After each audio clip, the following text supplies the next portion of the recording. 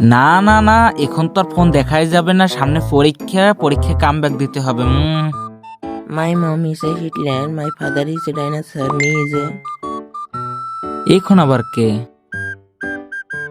বন্ধু ভিডিও পাঠাইছে, দেখি তো। যদি আপনি কিছুই না পড়ে থাকেন আর আপনার এক্সাম আপনার সামনে, আপনি বুঝতেছেন না এখন কি করবেন, নো টেনশন, কিভাবে না পড়ে পাশ করবেন তার ট্রিক দেখাবো। তো নানা নানি ভাই বোন বন্ধুরা, এটা হলো আমাদের এক্সাম পেপার। প্রথমত আমরা অ্যান্সারটাকে বড় করার জন্য পেজটাকে ছোট করব। তো আমরা 2 সেটে 1 লাইন বানাবো, ঠিক এভাবে।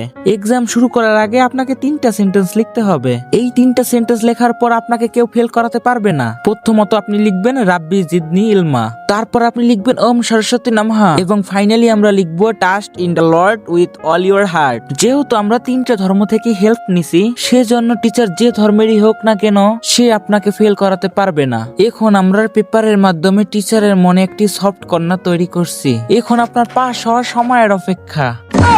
ইয়েস, তাহলে আর পড়ালেখা করে কি করব, দূর।